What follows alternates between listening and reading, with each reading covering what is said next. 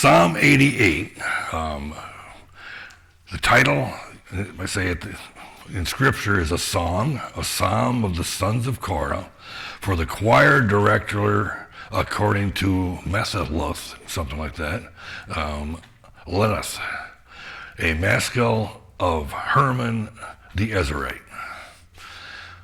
Kind of a long introduction, and it's not really a major issue to try to figure out exactly who this is. It's from the sons of Korah.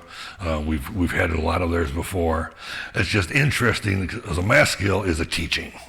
I was going to say, what did you say a maskil? Yeah, that's what that is. Okay, and Haman. This is the only time he's mentioned in the Psalms he would be one of the sons of Korah, but this particular person, right? And I think to a certain extent, this is probably why there seems to be a little confusion as to what the psalm is about. I found it quite fascinating that as I was studying this psalm, and I'm reading what others had to say about it, because I had gone through it, and I read them a few times, and then something will jump out and say, this is the theme, okay?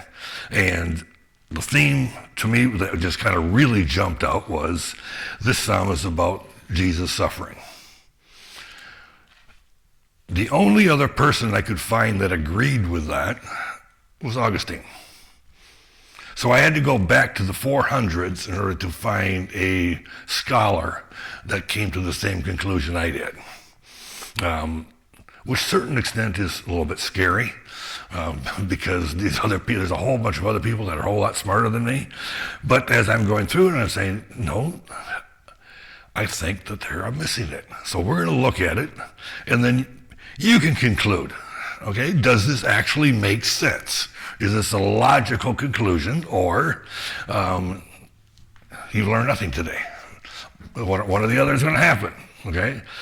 So that's why I titled it, A Suffering Servant, Jesus. So verses 1 and 2, O Lord, the God of my salvation, I have cried out by day and by night before you. Let my prayer come before you. Incline your ear to my cry, for my soul has had enough troubles, and my life is drawn near to Sheol. It almost starts off with, well, now, Jesus hollering out in prayer to God of his salvation. Well, let's stop and think. Jesus called out to God many times, okay? Who saved him when he died? He was saved by God. Jesus died and was risen again, so he was saved. And he was saved not just in the sense of being alive again, defeating death, but he was saved for after he had carried all the sins of the world on him.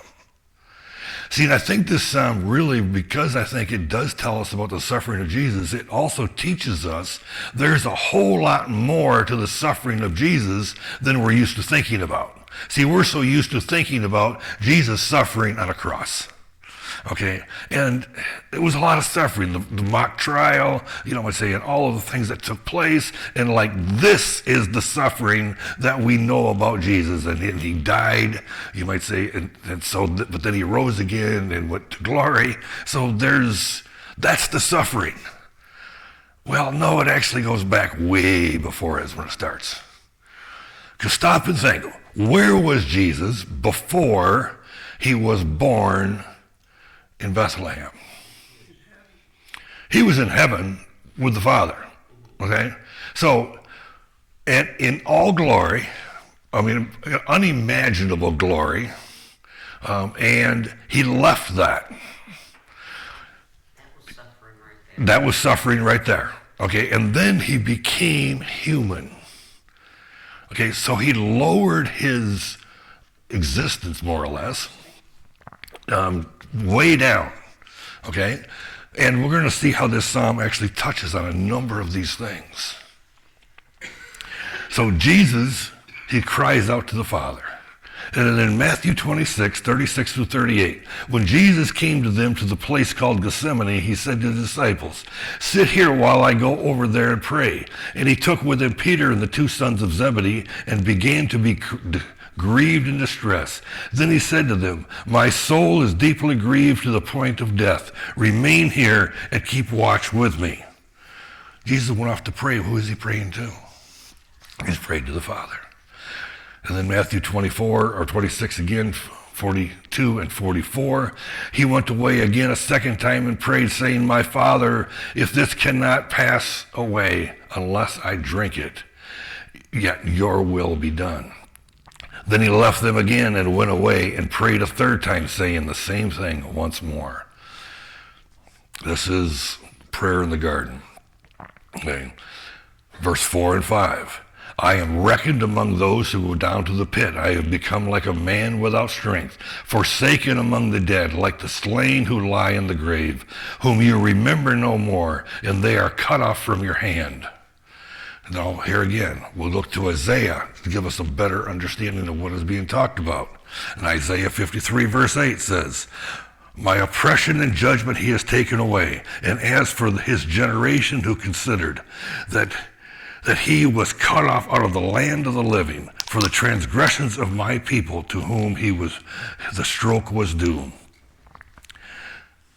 See, in the Psalm it talks about, "And they were cut off from your hand." Jesus was cut off because he had taken our penalty on himself. He became sin that knew no sin.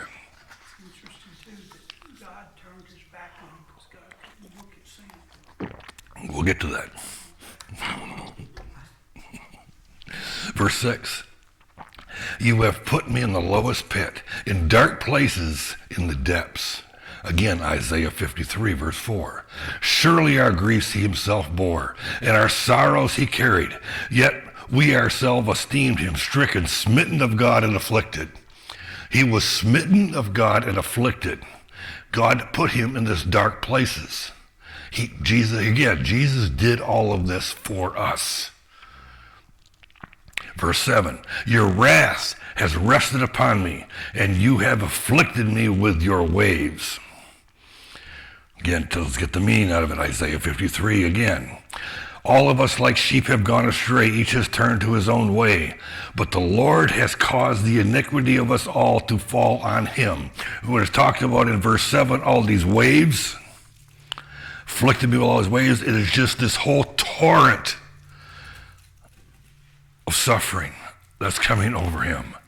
And what is that suffering? Because the Lord has caused the iniquity of us all to fall on him. Our sins, the sins of the whole world, come over Jesus in this huge wave that he bore it. He bore it again for us. Verse 8, "You have removed my acquaintances far from me, and you have made me an object of loathing to them. I am shut up and cannot go out." Matthew 26, 31. "Then Jesus said to them, all of you will fall away because of me this night, for it is written, I will strike down the shepherd, and the sheep of the flock shall be scattered." See how the two are just so tied together? That my acquaintance are far from me. I am an object of loathing. And remember what Jesus during the trial, what was he also? It wasn't just his acquaintances, but the soldiers that mocked him. And so the whole trial was a mockery. But then also his disciples were scattered. And then John 15, 16, "If the world hates you, you know that it has hated me before it hates you." Here again, kind of bringing this together because Jesus went through all of this. We're not exempt from it.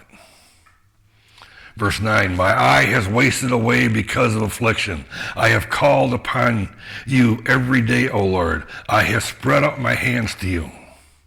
In Matthew 26, 39, "And he went a little beyond them and fell on his face and prayed, saying, My Father, if it is possible, let this cup pass from me. Yet not as I will, but as you will." Here again, Jesus' prayer in the garden. And he spread out his hands. He reached out to the Father. He was wasting away. He was sweating as though drops of blood. Verse 10. Will you perform wonders for the dead? Will the departed spirits rise and praise you? Look at Matthew 27, 52 and 53. The tombs were opened and many bodies of the saints who had fallen asleep were raised. And coming out of the tombs and after his resurrection, they entered the city and appeared to many. Did Jesus perform wonders? Wonders were performed because graves were opened. Saints that had died came back to life as part of this. Verse 11 and 12, will your loving kindness be declared in the grave? Will your faithfulness in Abaddon?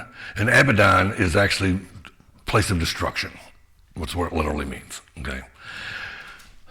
Will your wonders be made known in the darkness and your righteousness in the land of forgetfulness? In Revelation 1:18, and the living one, and I was dead, and behold, I am alive evermore, and I have the keys of death and of Hades. See again, his loving kindness was declared in the grave. His loving kindness was so declared that, in his faithfulness amongst in that place of destruction, will the wonders be known in darkness? Yes, in that darkness, his wonders were still known. And your righteousness in the land of forgetfulness, his righteousness still shined even in the midst of this, even in the midst of hell itself. Verses 13 and 14, but I, O Lord, have cried out to you for help. And in the morning my prayer comes before you. O Lord, why do you reject my soul? Why do you hide your face from me? Here you go, Bobby. Mark 15:34. In the ninth hour, Jesus cried out with a loud voice, Eli, Eli, lama sabachthani, which is translated, my God, why have you forsaken me? See, Jesus in the psalm is talking about, why do you hide your face from me? And the Father turned his face from the Son because of the sin that he was bearing. Verse 15, I was affected and about to die from my youth on. I suffer your terrors. I am overcome. And from the youth on, that one should almost jump right out at you because Matthew 2. Now when they had gone, behold, an angel of the Lord appeared to Joseph in a dream, saying, get up, take the child and his mother, and flee to Egypt, and remain there until I tell you. For Herod is going to search for the child to destroy him. So was Jesus afflicted from his youth? Yeah, from his birth. Verse 16, your burning anger passed over me, and your terrors have destroyed me. Isaiah 53:6, all of us like sheep have gone astray. Each of us has turned to his own way. And again, we're using the same one. But the Lord has caused the iniquity of us all to fall on him. The burning anger that God has for our sin, and it is anger, it's burning anger for our sin, and the terrors that would destroy us was all put on Jesus himself on our behalf.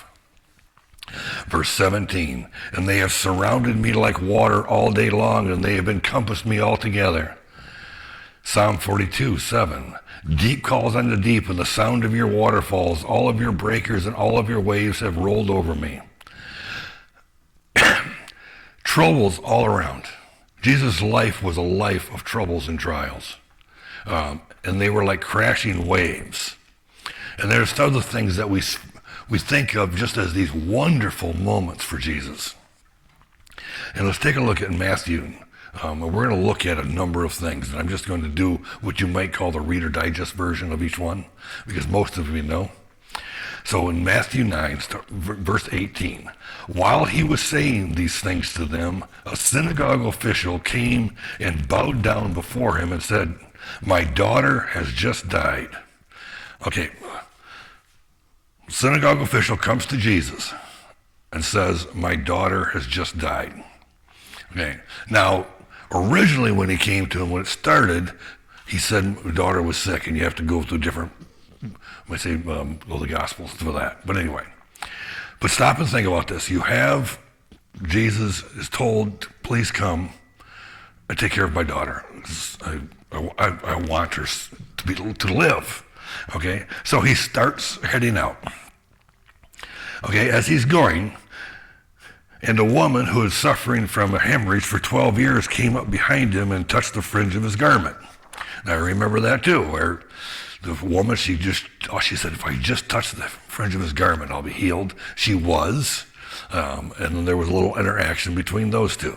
And then continuing on, as Jesus went on from there, 2 blind men followed him, crying out, have mercy on us, Son of David. So he gets a little bit further, now 2 blind men. He heals them. Verse 32, as they were going out, a mute, demon-possessed man was brought to him. So here comes another group of people. They're bringing their friend. As Jesus, remember, he's traveling to help out this official. So one has happened right after the other. And in Matthew 14, after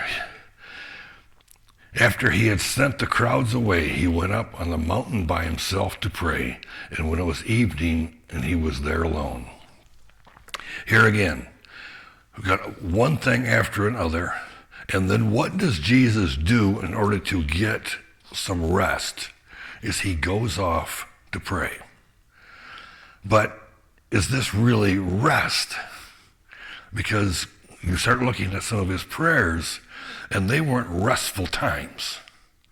But here again, throughout his whole ministry, he was constantly bombarded with people, and they wanted something from him. In Mark 1:35, in the early morning while it was still dark, Jesus got up, left the house, and went away to a secluded place and was praying there. He was constantly going to the Father for strength. Why? Because he was carrying such a burden, the burden of us, our sins. Here again, we started off with Jesus in heaven, in all that glory and majesty. He comes to earth. They try to kill him when he's just a baby. He grows up, and when he gets out into public ministry, and it doesn't take long, and people are constantly going to him. And he, remember at this point, he's a man. He has physical strengths and weaknesses. But every time, he just keeps carrying it, and then he keeps going to the Father. Verse 18, and you have removed lover and friend from me. My acquaintances are in darkness. And so that we don't get a misconception of what it's talking about here, because wording in today's language and when this was written are kind of 2 different things. You have removed close, dear friends and other friends from me. My acquaintances are in darkness, and those are around me. All his friends, even his close friends. You know, John, who calls himself the disciple whom Jesus loved. Right? They're in darkness. They really don't understand, and we learn as time goes on that even when Jesus is crucified, they had totally misunderstood that he was going to rise again. Because they were shocked and surprised, pleasantly surprised, but they were blind to this truth that was there. So they were removed from actually understanding. And here again, think about this. Jesus' perspective. I've been with these men for over 3 years now. I have taught them and taught them. They have seen the miracles. They've seen wonderful things happening, and they still don't get it. You know, it's like we say, how dumb can you be? Well, I don't think we'd be any smarter. I'll guarantee you that, okay? John 16:32, behold, the hour is coming and already has come when you will be scattered, each to his own home, and leave me alone, yet I am not alone because the Father is with me. Here Jesus is talking about the fact that he is going to be alone. Even his close friends are going to abandon him. And this happened shortly before the crucifixion. So, and then there's kind of the end of it, okay? And if we back up and we see that last verse, verse 17, you have surrounded me like water all day long. They have encompassed me together. And all the things that went on in his life and in his ministry. This was actually non-stop mental anguish. Remember the line where Jesus looks out over Jerusalem and says, Jerusalem, Jerusalem, how often I would have gathered you as chicks under her wing, but you would not. Jesus came to his own, and his own knew him not. He was despised and rejected of men. He was a man of sorrows. He was acquainted with grief. We fail to really see the suffering of Jesus was far more than just this time on the cross. His entire life and his ministry was part of it. Just leaving heaven in and of itself was a big part of it. So when we stop and we see this, we look at this psalm and what it's talking about and what it has to teach us. And to me, I think it really has to teach us the fact that we have to understand the suffering of Jesus was much more than we think. And we fail to grasp that reality. We're so easy to get caught up into the fact of, well, Jesus came. Jesus went through this horrendous type death. And it was. And he did that for me, and I am so grateful. There's nothing I can do but be grateful. But there's all the others, all the other parts of it that just didn't happen the way that we would think it should. He should have been so welcomed. So here's where it comes to the end of the suffering. Luke 23:46. And Jesus cried out with a loud voice and said, Father, into your hands I commit my spirit. Having said this, he breathed his last. All his suffering, all that he did for us, and because of the Father. But then at the end he says, into your hands I commit my spirit. I am trusting in you, God. I've done what you sent me to do. I've accomplished the task. Now I can do no more. It's your part to take it from here. And this, of course, was the defeating of death. And for us, the penalty of death.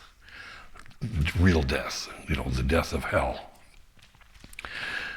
And then, the next part is, I think, we've got to remember. But this is not the end, it's but the beginning. Because he conquered death, we can have life. So I'm hoping that this helped us to better understand the suffering of Jesus, and I still believe that this is what the psalm was teaching us. It wasn't about the guy who wrote the psalm. I think it was all about Jesus, but we've seen that so many times. And that's why we need him every hour.